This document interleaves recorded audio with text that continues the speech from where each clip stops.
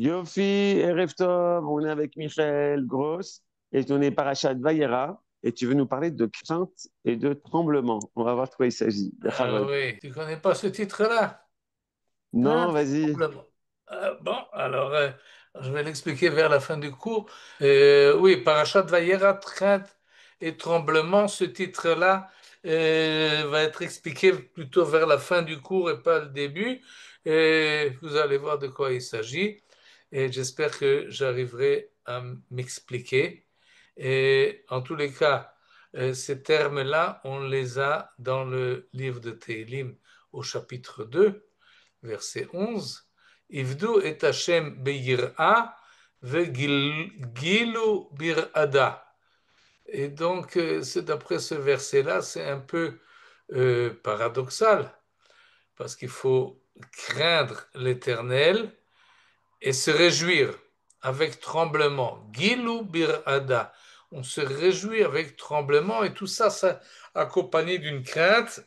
Et donc, si on cherche une source pour cette expression crainte et tremblement, sans vraiment comprendre de quoi il s'agit, on l'a dans le livre des psaumes. Et laissons ça comme introduction et passons tout de suite au problème. Et le voilà.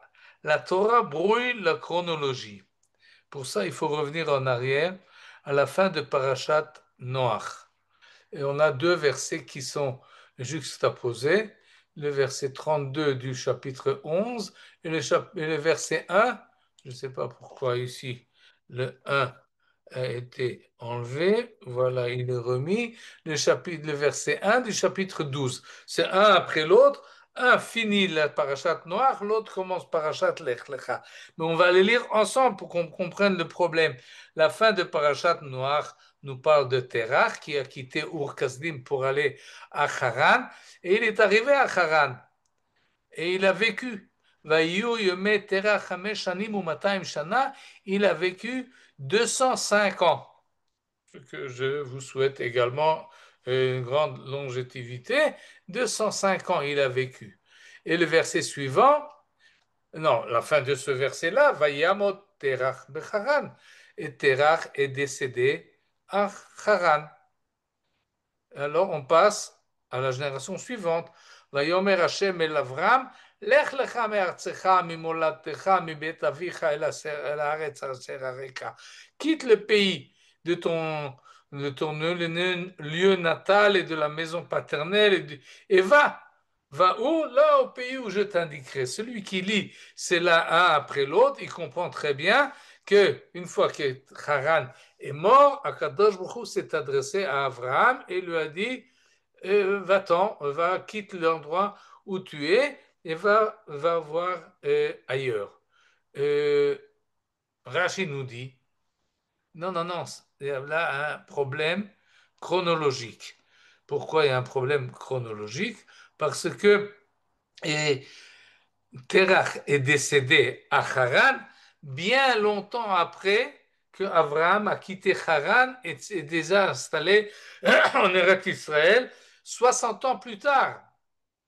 C'est-à-dire, d'abord, Abraham a dû quitter la maison de son père, il a quitté, il est parti, et 60 ans après, Terach est décédé. Et c'est ce que Rashi nous fait le compte, c'est que Terach avait 70 ans lorsque Abraham est né, et puisque Abraham a quitté Haran, c'est explicite dans le chapitre 12 à l'âge de 75 ans, c'est donc que Terach avait à ce moment-là 70 et 75, 145 ans. À 145 ans de Terach, Abraham l'a quitté. Mais Terach a continué à vivre jusqu'à 205 ans. Et donc, on a un écart de 60 ans et qui est entre le verset 32 du chapitre 11 et le verset 1 du chapitre suivant. Et on est un peu embrouillé. On a l'impression qu'Abraham a quitté Haran après le décès de son père, mais ce n'est pas du tout le cas. Et continue Rashi, il nous explique.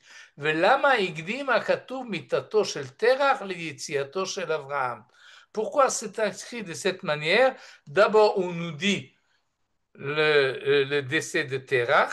Et ensuite, on nous dit le départ d'Abraham, alors que chronologiquement, c'est inverse. D'abord, Abraham est parti, ensuite, Terach est décédé. Il y a là-dessus différentes réponses, mais celle que Rashi a choisi de nous ramener se trouve dans le Midrash. Shelo yeh adavar mefursam lakol, pour qu'on ne constate pas la chose. C'est une réponse un peu bizarre. C'est-à-dire, la Torah veut nous embrouiller. Elle nous dit, je ne veux pas que tu constates qu'Abraham a quitté son père à l'âge de 145 ans.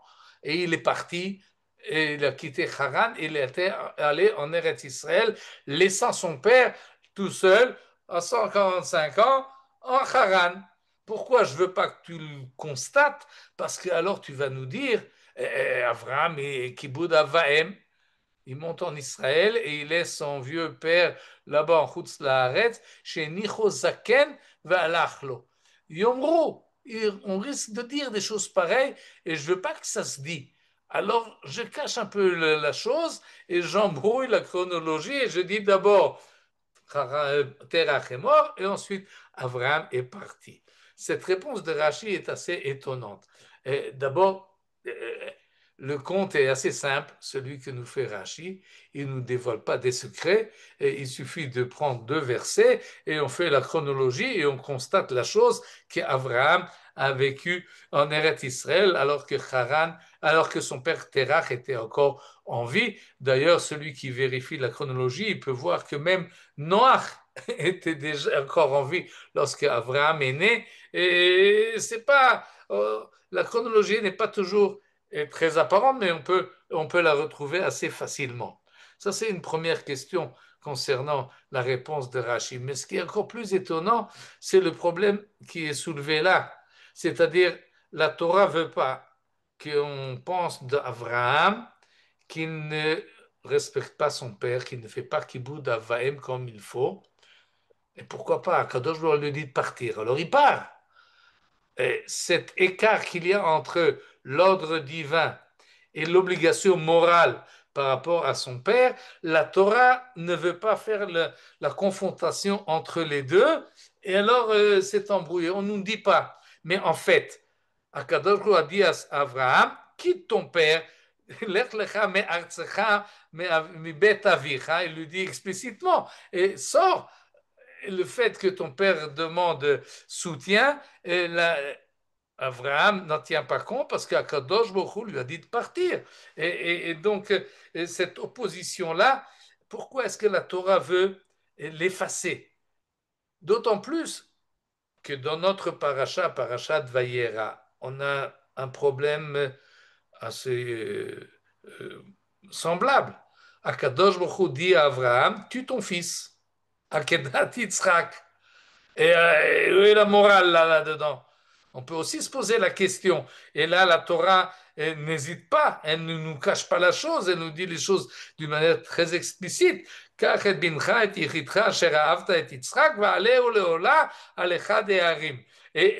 alors là, on n'a plus de scrupules. Là, la Torah dit les choses ouvertement, alors qu'au départ, elle essaye de nous cacher la chose. Et il y a là problème qu'on va essayer de résoudre en étudiant le parcours de la Emouna d'Abraham. Et il y a un parcours que fait Abraham. C'est pas qu'il est entièrement croyant du début jusqu'à la fin, sans aucune évolution, sans aucune progression. C'est pas qu'on est croyant, on ne l'est pas. On peut être plus et on peut être moins. Et c'est ce que je vais essayer de montrer en 4 stades, et à partir du chapitre 12, qui n'est pas de notre paracha, mais finalement, nous arriverons à notre paracha. Et la chose est un peu subtile, mais j'espère que j'arriverai à transmettre l'idée essentielle. Et regardez, lorsque Akadosh Baruch Hu dit à Abraham, dans le verset qu'on a vu il y a un instant, dans le chapitre 12, verset 1, Lech lecha me'artsecha, qu'est-ce que fait Abraham au verset 3, au verset 4? Vayelech Abraham kasher diber elav Hashem. Il se soumet entièrement, il est confiant en Akadosh Baruch Hu. Akadosh Baruch Hu lui dit va, et il se met en marche et il part. Il avait à ce moment-là 75 ans en sortant de Haran. Akadosh Baruch Hu lui a dit, il est croyant, il est religieux, il croit en Kadosh Baruch Hu et il fait exactement ce que Kadosh Baruch Hu lui dit. Quelques versets plus loin, une fois arrivé en Eretz Israël, il se promène dans tout le pays, il arrive à un certain endroit, Vayiven Sham Mizbeach Lashem. Il fait effectivement un hôtel à Kadosh Baruch Hu, donc il est Ma'amin, Vaikra Beshem Hashem, il proclame même le nom d'Akadosh Baruch Hu. Donc Abraham est évidemment quelqu'un qui est Ma'amin, quelqu'un qui est croyant, qui est fidèle à Akadosh Baruch Hu, ce qu'il lui dit de faire, il le fait sans aucune remarque, sans aucune question, et il est confiant que tout va aller comme il faut, parce qu'Akadosh Baruch Hu lui a promis qu'il va arriver en Eretz Kenan et la terre va être à sa disposition et même il aura une grande bénédiction. Donc Abraham, il est Ma'amin. S'il est Ma'amin dans le chapitre 12, alors pourquoi au chapitre 15, on a besoin de nous dire Vehemin Bashem, Vayachshavea lo tzedaka. Et lui, d'après le traducteur, il lui foi en l'Éternel, et non seulement qu'il lui foi en l'Éternel, mais Kadosh lui dit Kol hakavod, bravo, l'Éternel lui a fait un mérite, Vayachshavea lo tzedaka. Et qu'est-ce qui se passe dans le chapitre 15 où on a déjà vu qu'Abraham, il est ma'amin, bien que ce n'était pas explicite, mais dans sa réaction, c'est évident. Et alors pourquoi, là, dans le chapitre 15, à propos de Brit Ben Abetarim, Akadosh lui dit encore une fois, tu auras un enfant et il sera un grand peuple et ce peuple-là héritera d'Eretz Israël, bien que justement dans le chapitre 15, Abraham pose des questions. Il dit vraiment, ou ben beti Mesek Eliezer, j'ai pas d'enfant. J'ai pas d'enfant. Et celui qui va mériter, c'est peut-être Eliezer. Plus tard, ce sera peut-être Ishmaël. Il pose des questions. Mais Eda ki rachena. Dans le chapitre 15, justement, il se pose des questions. Mais finalement, il accepte. Ve'emin Bashem. Oui, quand on lui dit, non, ce sera, je t'assure, je peux te, je dois te convaincre. Regarde le ciel, tu vois le nombre compte les étoiles si tu peux arriver. Comme ça sera ta descendance. Et celui qui sera ton fils, ce n'est pas Eliezer, ce sera ton fils, Ayotse Mimeecha, celui qui sort de tes entrailles. Et une fois qu'Abraham a entendu ces réponses-là, Vehemin Bachem, il lui foi en l'Éternel. Et quelle est la différence entre chapitre 12 et chapitre 15? On va voir le Radak qui va nous accompagner aussi et par la suite, Rabbi David Kimchi, un commentaire du Tanakh, de la Torah et des Nevi'im, qui est du XIIe siècle. Ve'emin Bashem. Regardez ce que nous dit le Radak. Il ressent ici quelque chose d'assez subtil, un passage que fait Abraham. Mitrila hayagam ken ma'amin Bashem. Dès le départ, il a eu confiance en Akadosh Baruch Hu déjà au chapitre 12. Et la Shaya Mistapek. Mais il avait un safek, il avait un doute. On peut croire et avoir des doutes. Regardez cette phrase-là du Radak, elle est un peu extraordinaire. Et min Bashem et la Shaya Mistapek. Il croyait en Dieu, mais il avait des doutes. Pourquoi est-ce qu'il avait des doutes? Parce qu'il a déjà 75 ans quand il quitte Haran. Et lorsqu'il arrive, et on est déjà au chapitre 15, il est déjà encore plus âgé et il se sent vieillir et sa femme également vieillit. Alors, il croit en Dieu.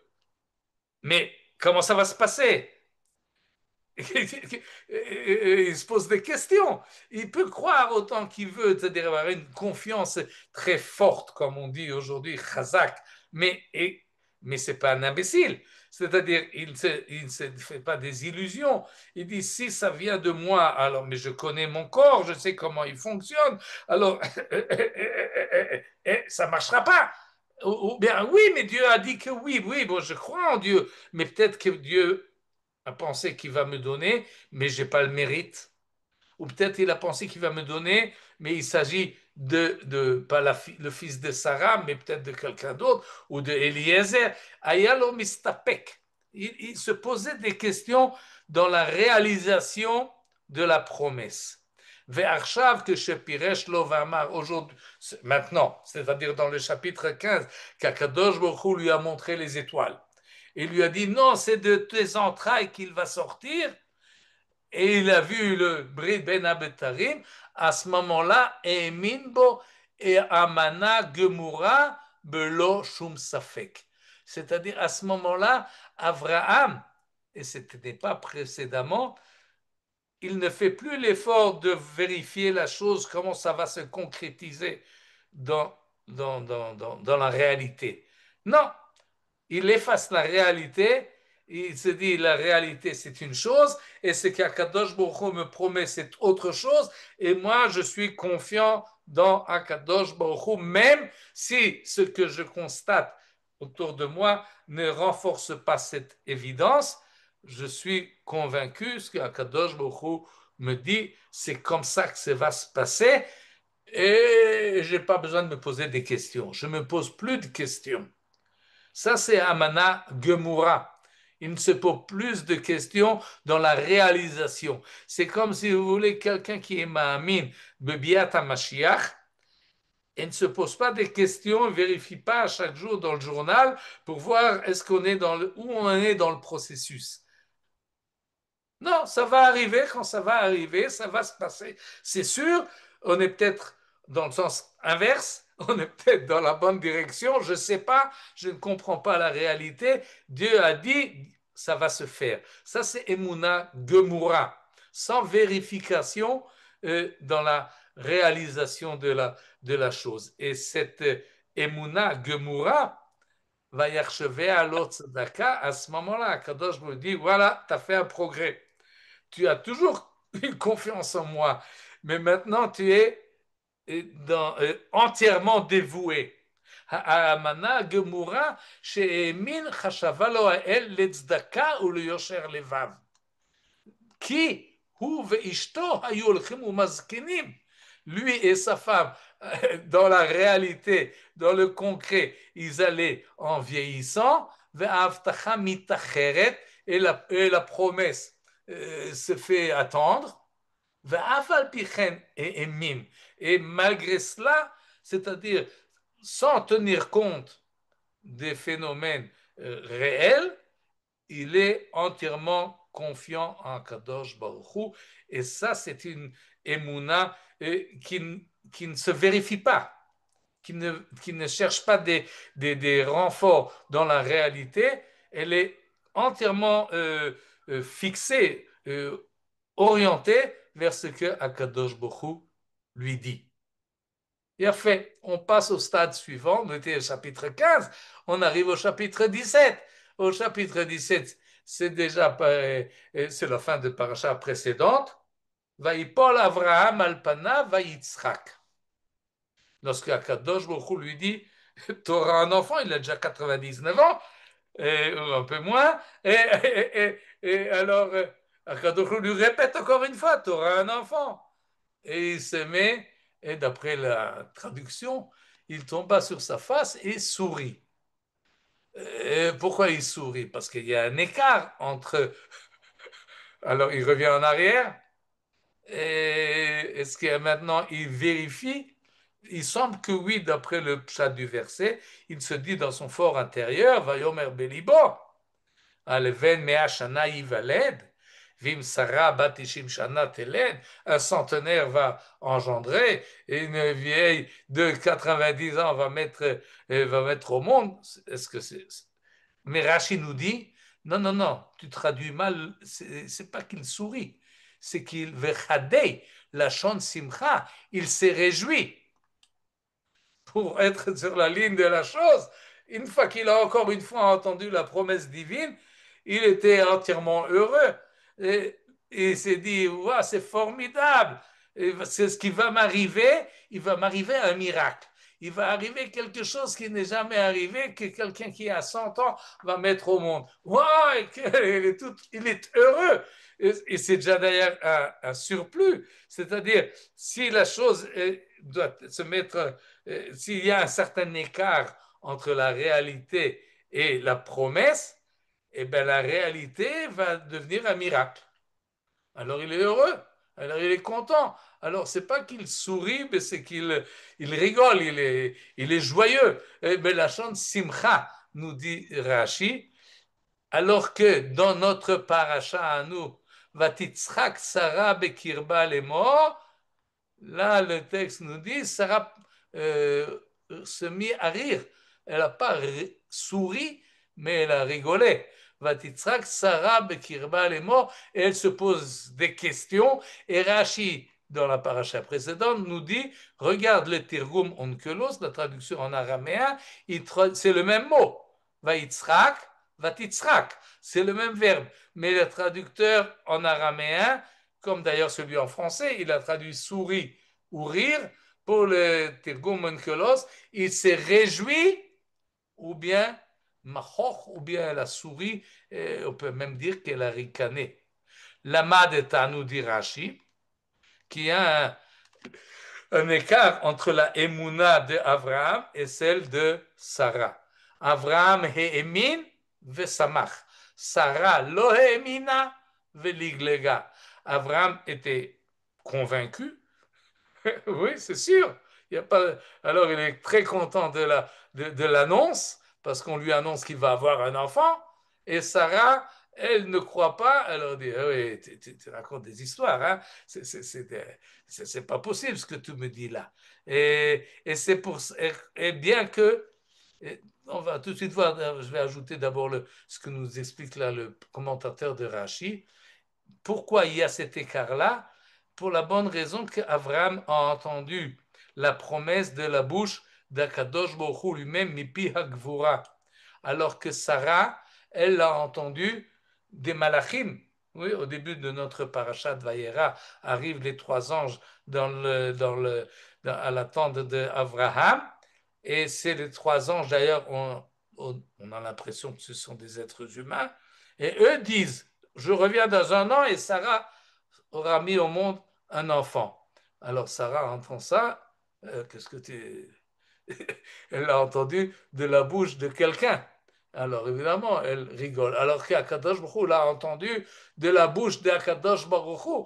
Et là, c'est la différence. Ce n'est pas une différence sur le contenu de la promesse, mais surtout de la source de celui qui promet. Si c'est Akadosh Baruch Hu, je suis convaincu. Si c'est quelqu'un qui me le dit, ben je vérifie ça dans la réalité des choses, et ça me paraît très rigolo.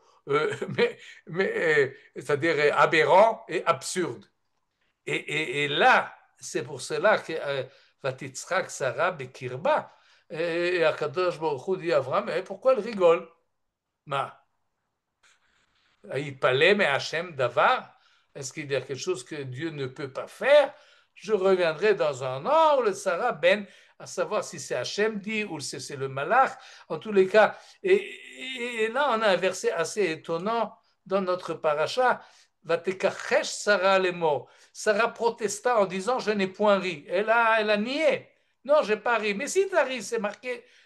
Non seulement c'est marqué, mais la texte nous dit l'eau qui tzachak. Et alors, qu'est-ce qui se passe ici dans Sarah? À mon avis, et on a mal compris son rire, c'est ce qu'elle veut dire.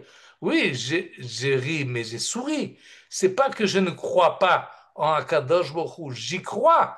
Qui yarea, car elle avait peur. Et ça, c'est pas précisé. De quoi elle a peur? Elle a peur de Dieu, elle a peur d'Abraham, elle a peur qu'on la reprimande. C'est pas clair ce Yarea là. Et sans doute qu'elle a été mal, en tout cas c'est la manière dont je comprends cette protestation de Sarah en disant Et oui, j'ai entendu ça du bonhomme qui vient manger chez nous dans l'hôtel, mais c'est pas que je crois pas en Kadosh Baruch Hu, c'est Akadosh Baruch Hu le dit, alors c'est vrai. Mon rire n'était pas une espèce de mécréant, manque de confiance. Ce n'était pas non plus une grande joie comme celle d'Abraham, mais c'était une espèce de quelque chose d'étonnant parce que ça ne convient pas à la réalité des choses. Il n'empêche que, après toutes ces explications et tous ces versets, le texte emploie le même verbe pour nous dire la réaction d'Abraham et la réaction de Sarah. Et même si les traducteurs changent dans leur traduction pour adapter la chose au contenu, un lecteur qui n'est pas, disons, euh, soudoyé dès le départ, ne peut pas éviter la chose qu'on emploie la même expression. Et si Sarah voyait un écart entre la réalité et la promesse, sans doute que Abraham aussi voyait cet écart-là. Et il le voyait.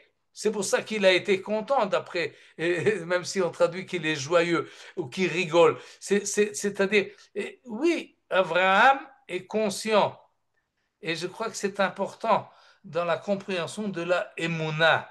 Le fait qu'on a vu tout à l'heure Vehemin Bachem, il croit en Dieu, ça ne veut pas dire qu'il obstrue entièrement la réalité. Ça veut dire qu'entre les deux, il choisit de croire en Dieu plutôt de croire dans les faits réels. Et donc, à tel point qu'il est content. Mais il voit l'écart qu'il y a entre les deux. C'est pas que dans la réalité s'exprime la promesse divine. Non, non, pas encore. Pas encore, mais je peux quand même déjà être content parce qu'on m'a promis. Un peu comme Rabbi Akiva.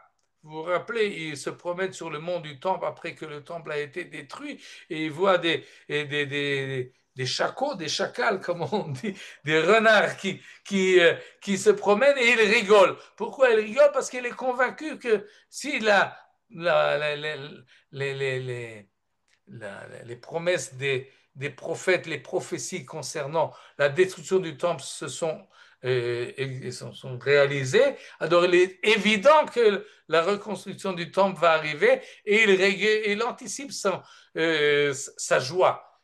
Un peu comme ça avec Abraham, il anticipe la joie. Je sais déjà qu'un enfant va être mis au monde, mais il sait très bien que ce n'est pas encore dans la réalisation, dans la réalité des choses. Et on peut passer maintenant à la fin de notre paracha, parce qu'à ce moment-là, les choses vont changer radicalement. Bereshit Perek Kavbet, on est déjà au verset chapitre 22. Et là, on connaît l'histoire de Akedat Yitzhak. Et finalement, et Akadosh Baruch demande à Abraham de sacrifier son fils. Il l'appelle, il met en Nisayon une épreuve. Il lui dit à Abraham, il lui dit, je me présente. Vayomer kachna et bincha et yechidcha asher afta et Yitzhak. Prends ton fils, le même fils dont on a parlé jusqu'à présent. Un fils qu'il a attendu jusqu'à l'âge de 100 ans pour qu'il arrive. Un fils qui est finalement lié très longtemps, à peu près 25 ans, à cette promesse. C'est une émouna, c'est la réalisation de sa croyance qu'il voit dans son fils, et ce fils-là, d'après la même promesse d'Akadosh Baruch Hu, va faire d'Abraham un peuple. Donc, ça ne va pas s'arrêter avec ce fils. Il aura le fils, il aura un autre, au moins un, et même plus, sans doute plusieurs, pour que ça finalement sorte le peuple qui a été promis à Abraham, le Goy Gadol. Et maintenant, Akadosh Baruch Hu lui dit, fais-le monter sur la montagne en sacrifice. Et alors, qu'est-ce qu'il se dit, Abraham? Il se dit rien du tout. Il reste dans la même émouna que la réalité et la Emouna sont deux choses différentes et il les continue dans la Emouna, ou bien s'il dit peut-être c'est pas ce fils-là, il y aura un autre. Qu'est-ce qui se passe dans Abraham? Ve'aemet, et là on a un radak assez long, et il nous explique la chose et il nous rentre dans les détails. Ve'aemet ki anisayon haze leharot livnei olam. C'est comme ça nous explique les radak. Pourquoi est-ce qu'il y avait besoin de cette épreuve euh, du sacrifice d'Isaac? Pour montrer à qui? Livnei olam, au monde entier. Comme ça pense le Radak. Avat Avraham Ashlema. Là, on est passé de Emuna Gemura, le Ahava Shlema. C'est encore un progrès.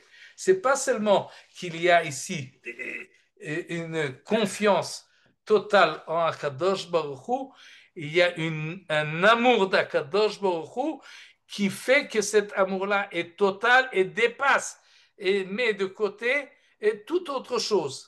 Et ça, c'était quelque chose de total. C'est pas seulement une confiance, c'est un dévouement, c'est une appartenance, c'est quelque chose qui ressort du fort intérieur d'Abraham, Ahava Shelema. Velo nasa לאותם הדורות אלא לדורות הבאים. המאמינים בתורה שכתב משה רבנו. C'est-à-dire cette volonté qu'a Akadosh Baruch Hu et la Torah de proclamer cet amour extraordinaire qu'a Abraham, ce n'était pas pour la génération d'Abraham, parce qu'il était tout seul là-bas sur le mont Moria, même ceux qui l'ont accompagné n'y étaient pas, et on ne voit pas qu'il a raconté cette histoire-là, et par la suite, non, ça c'est pour les générations suivantes. Ceux qui vont croire dans ce que Moshe Rabbeinu va écrire et dans les histoires du livre de Bereshit, pour que eux soient conscients jusqu'où arrive l'amour d'Abraham pour Akadosh Baruch Hu et qu'il en tire leçon. Le'ahava et Hashem Elokecha bechol levavcham ubechol nafsham, c'est-à-dire la Torah dans le Akedat Yitzhak, c'est pas pour Abraham, c'est pas pour Yitzhak, c'est pas pour sa génération, c'est pour les générations suivantes et pas seulement pour ceux qui ont reçu la Torah au Mont Sinaï, comme il a été déjà dit précédemment, mais le Kol Bnei Olam, mais pour l'ensemble de l'humanité. Et là, le Radak continue et insiste sur une chose importante. C'est pas qu'Abraham a cessé d'aimer Yitzhak. Non, Abraham ohev et Yitzhak yoter minavsho. Il aime Yitzhak même plus que soi-même. Oui, si on lui a demandé de se sacrifier lui-même, ça aurait été beaucoup plus facile. Pourquoi? Parce qu'il est vieux, parce qu'il est déjà tévasa, il est déjà rassasié de ses jours. Mais son fils, il commence à peine à vivre. Il ne s'est pas encore marié, il n'a pas encore d'enfant, il n'a pas encore profité de la vie. Et s'il meurt, im yamutu, il y a devoir cacher l'Abraham meod. comment c'est possible? וכשאמר לו אל שיעלו שם לעולה, הייתה כל האהבה והחיבה כעין בעיניו. C'est-à-dire, l'amour divin face à l'amour de son fils, c'est pas que l'amour du fils n'existe pas. C'est pas que la réalité était entièrement effacée à cause de l'amour de Kadosh Baruch Hu.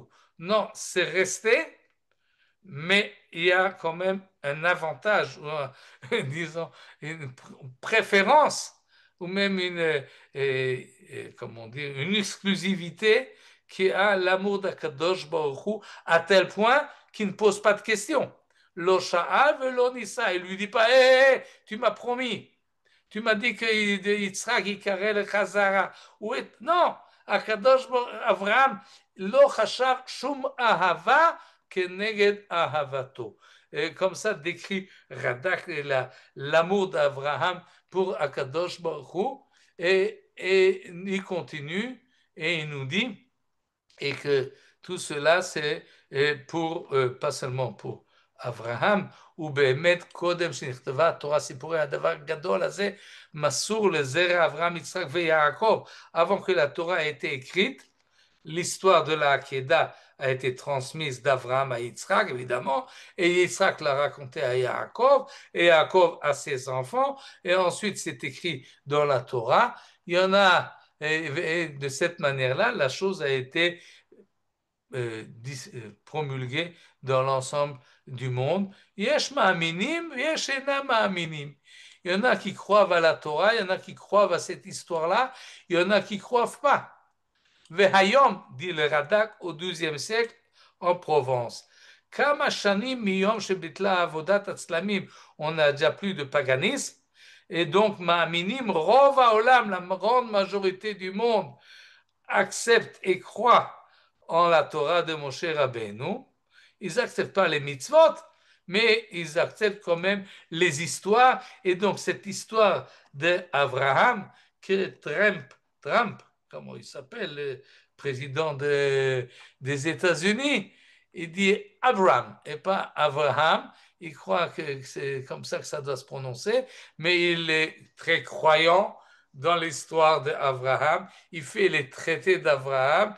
Pour lui, il veut remettre Abraham au centre de l'histoire qui réunit et le monde chrétien et le monde islamique et évidemment le monde juif et tout l'ensemble de l'humanité, on peut dire aujourd'hui. Et oui, et connaît cette histoire extraordinaire de Akedat Yitzhak.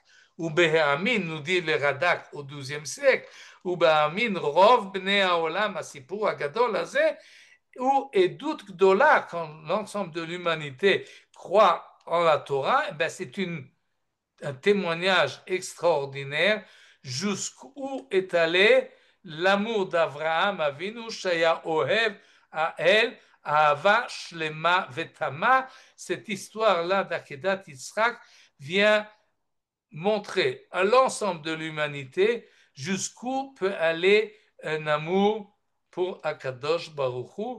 Et ce n'est pas que cet amour-là efface entièrement et annule un amour charnel pour son fils. Non, mais c'est une préférence, c'est une décision à tel point où peut arriver l'amour et l'amour divin.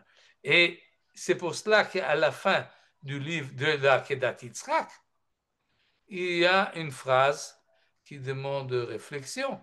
Après qu'il dit Al tishlach yadcha el anav, al ta'as lo mouma, ne fais rien, ne sacrifie pas, surtout pas ton fils, ne lui touche pas, mais tout cela qui ata yadati, car maintenant je sais qui est Elohim ata. Maintenant je sais que tu crains Akadosh Baruch Hu. Mais nous, on l'a déjà vu au verset chapitre 12. Il a quitté Haran à cause de cela. On l'a vu au chapitre 15. Ve'emin Bashem, c'est déjà dit. Et Akadosh Baruch Hu lui dit Yasher Koach, il lui dit Vachever la Tzedaka. On l'a vu par la suite, il était même content quand on lui dit une promesse, même si elle n'est pas encore réalisée. Et alors maintenant, je sais qui est Elohim Ata. Maintenant, pas avant. Où on en est là dans notre progression. Et le Radak, toujours lui, continue dans ce verset-là et nous dit une phrase extraordinaire Hayira azot i ahava. Il ne s'agit pas de Yirat Hashem, la crainte de Dieu, il s'agit de Ahavat Hashem. Et on parle ici de crainte, mais c'est une crainte supérieure qui même dépasse d'une certaine manière l'amour. C'est ce qu'il nous explique là dans ces trois lignes-là. Et il nous dit l'amour d'Abraham pour Akadosh Baruch Hu, c'est dvekutbo. Il ne veut pas s'en séparer. Et donc, ce qu'il veut à chaque instant, c'est être avec Akadosh Baruch Hu, être avec lui. Et s'il enfreint, Akadosh lui demande quelque chose, eh bien tout de suite il le fait. Pas parce qu'en réfléchissant, il pèse le pour et le contre et le prix de la chose. Non, c'est parce que il aime tellement, il veut tellement être proche d'Akadosh Baruch Hu que toute demande est automatiquement hineni. Et il n'y a pas d'écart, il n'y a pas de réflexion, il n'y a pas de pensée. Un instant, comment ça va se passer dans la réalité? Non, on n'est déjà plus là. Ça, c'était quand il a quitté Haran. Ça, c'était encore lorsqu'il a entendu les promesses. Mais Abraham est arrivé à une telle, comme dit le Radak, il a la elle va de beau qu'il a un pressentiment toujours. Si je ne fais pas cela, alors je ne suis plus, alors j'ai plus Ahavat Hashem. Alors je crée un écart et c'est ça la yira. Il n'a pas peur d'une punition. Il a peur d'amoindrir l'amour qu'il a pour Akadosh Baruch Hu. C'est ça c'est la yira. Qui yere Elohim ata, ton amour est tellement fort que tu appréhendes la possibilité de la restreindre. Et cette idée-là, qui est un peu difficile peut-être à saisir, place finalement l'amour d'Akadosh Baruch Hu au-dessus de tout. Et là, on a une certaine réponse à la question qu'on s'est posée au départ. Pourquoi lorsque Abraham quitte son père, qui était âgé, la Torah essaye de mitiger la chose et de ne pas la montrer d'une manière trop apparente. Et alors que là, maintenant, il n'y a aucun complexe. On est entièrement. L'amour d'Akadosh Baruch Hu peut amener à tel point qu'Abraham est prêt à saisir le couteau et à égorger son fils. Et c'est apparent. Où est l'écart? C'est qu'on parle ici de deux niveaux entièrement de Emouna, de stades. Il y a une Emouna d'Akadosh Baruch Hu, celle qu'on connaît, qui est courant. Oui, on est confiant et on est croyant. Bon, il a fait très bien. Mais tu vis dans le monde ici, et donc c'est impossible que ta croyance en Dieu t'amène à faire quelque chose qui ne soit pas moral. Ça crée contradiction. Ce genre de croyance, effectivement, c'est pas possible. Et tu peux pas être à la fois croire en Dieu et se soumettre à lui et laisser ton père en train de périr à Haran et le quitter. Ça, c'est pas possible. C'est contradictoire. Alors ça, il faut l'éviter. Mais lorsqu'on parle d'une émouna d'un niveau tellement haut qui dépasse finalement toute la morale, d'après le Radak. Oui, c'est ce qu'il va nous dire et c'est ce c'est ce que je vais essayer de montrer par le peu de temps qui nous reste avec ce livre-là de Søren Kierkegaard. Vous avez entendu parler de ce personnage. Il a écrit un livre qui s'appelle Crainte et tremblement. Ce livre-là, c'est un philosophe danois du 19e siècle, très connu d'ailleurs, il a été traduit en français et aussi en hébreu, et il a écrit plusieurs livres. Et un de ces livres, d'après même l'écrivain lui-même, c'est un livre essentiel qu'il a appelé Crainte et tremblement, évidemment en danois. Il parle d'Abraham, tout le livre. C'est ça la question qui se pose. C'est le sujet de la croyance en Kadosh Baruch Hu face à la manière de vivre dans le concret. Søren Kierkegaard est le promoteur de ce qu'on appelle l'existentialisme dans la philosophie. C'est un mouvement qui voulait vérifier les vérités philosophiques, pas dans la vérité théorique, mais dans la possibilité pratique. C'est-à-dire où ça te mène dans ce monde-ci. Est-ce que c'est vivable, ce que tu crois ou ce que tu penses? Est-ce que c'est quelque chose qui peut être pratiqué ou ne peut pas l'être. Et dans ce contexte-là, Søren Kierkegaard, d'ailleurs, ça, c'est parallèlement à sa propre biographie lui-même, et, je ne vais pas m'attarder là-dessus, mais en tous les cas, il vérifie ses convictions dans sa manière de vivre, et s'il n'est pas convaincu, alors il change de sa manière de vivre. Il s'est presque marié avec sa fiancée, mais à un certain moment, il a décidé de ne pas.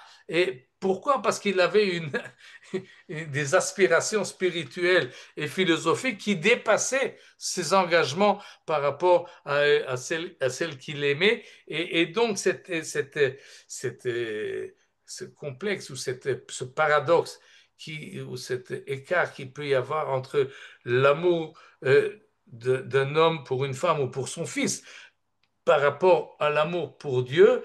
Et ça, c'est la question qui se pose tout le temps. Et il arrive, Éloge d'Abraham, c'est le titre du premier chapitre de ce livre-là qui s'appelle Crainte et tremblement. Crainte peut-être qui fait allusion à cette crainte-là dont on vient de parler dans la fin de Aketat Yitzhak, Ata yadati ki yere Elohim, Ata tu es crains Dieu, mais crains, c'est pas ta peur de lui, mais ta peur de t'écarter de lui. Et le tremblement provient du fait que tu t'es pas Dieu, tu n'es même pas un ange, tu es un être vivant. Et donc tu es toujours en espèce de va-et-vient entre la volonté de se rapprocher de Dieu et la crainte de, de, de, de s'éloigner. Et ça, c'est peut-être le tremblement en question. Et là, j'ai ramené quelques passages de ce livre-là qu'on va lire rapidement. Il nous dit la chose suivante. Nul ne passera de ceux qui furent grands. C'est-à-dire tous ceux qui ont été grands dans ce monde-ci, ils restent leur impact.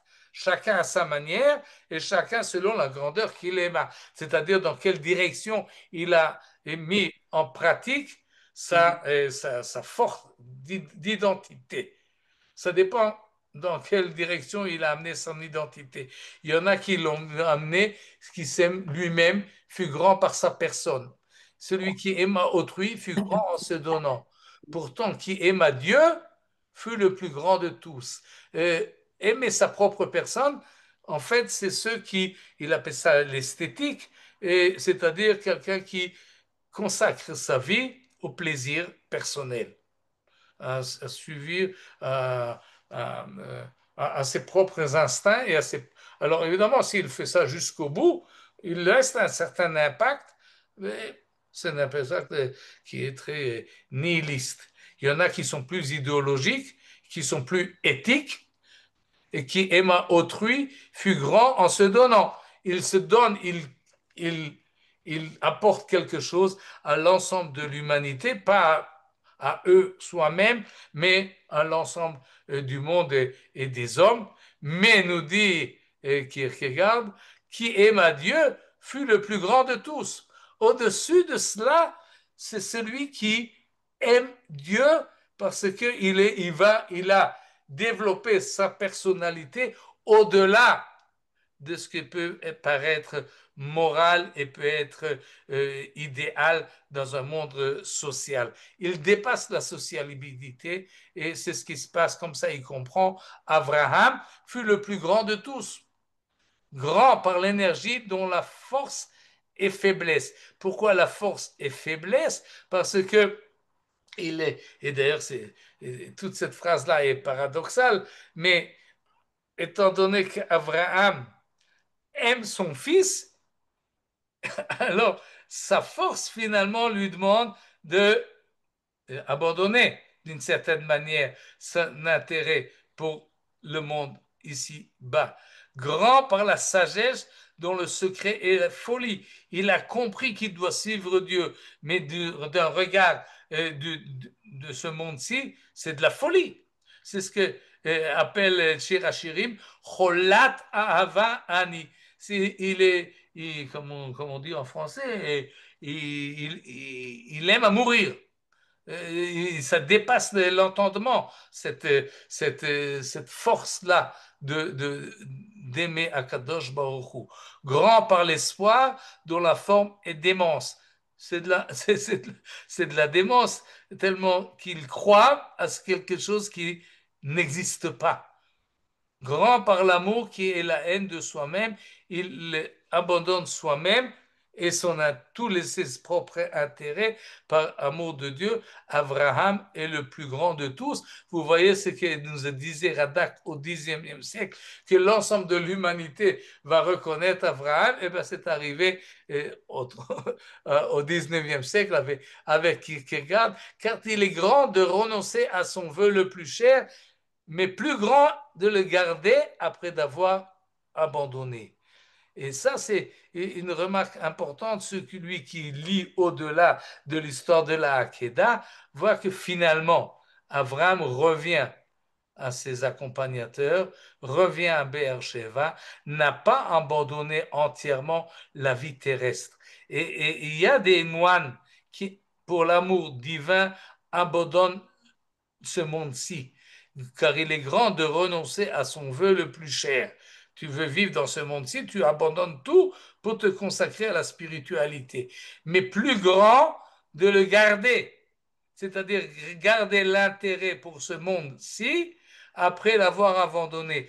Être prêt à tout donner, mais être prêt quand même à y rester. Ça, c'est un paradoxe qui est finalement ce que nous montre Abraham, d'après Kierkegaard. Saisir l'éternel, c'est grand, mais plus grand de garder le temporel après y avoir renoncé. Et conclusion, la chose. Et finalement, il nous dit, je passe sur le passage là intermédiaire, nous lisons encore dans le livre de Bereshit, au chapitre 22, qui parle d'Akedat Yitzhak, et Abraham se leva de bon matin.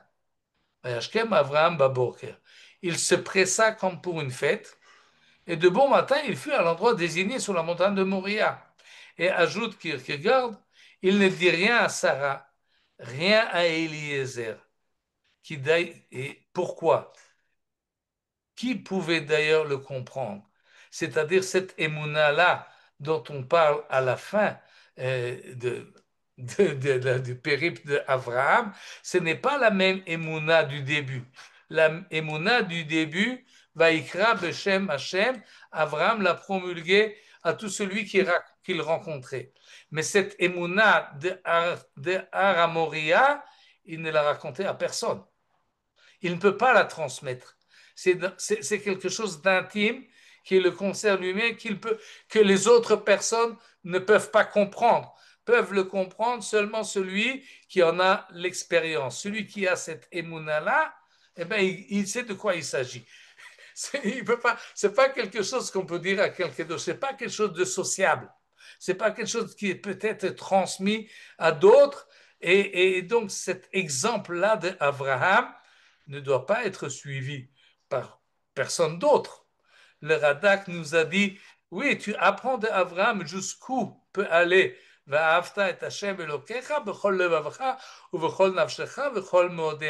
mais c'est un prototype, disons, un idéal qui ne doit pas être suivi finalement.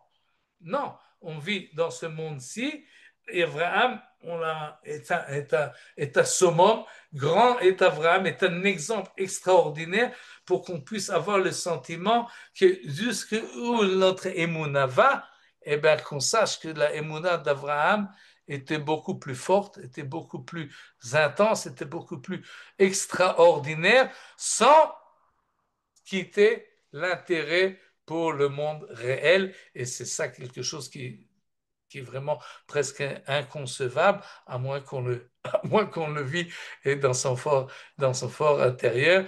Et c'est ça qui nous donne finalement le sentiment que Bnei Abraham, Yitzhak et Yaakov ont été choisis à cause de cette grandeur d'âme qu'avait Abraham. C'est ce que la Torah veut nous dire, c'est ce que Radak a essayé de nous expliquer, et c'est ce que Kierkegaard a écrit dans son livre Crainte et tremblement. vous pouvez le lire, il est à votre disposition sur Google. Shabbat Shalom. Merci d'avoir visionné cette vidéo. Je vous invite à vous abonner à notre chaîne InMode pour plus de replays, de conférences, de cours, d'interviews. Cliquez sur le bouton juste ici et vous êtes abonné à l'InMode. À très bientôt.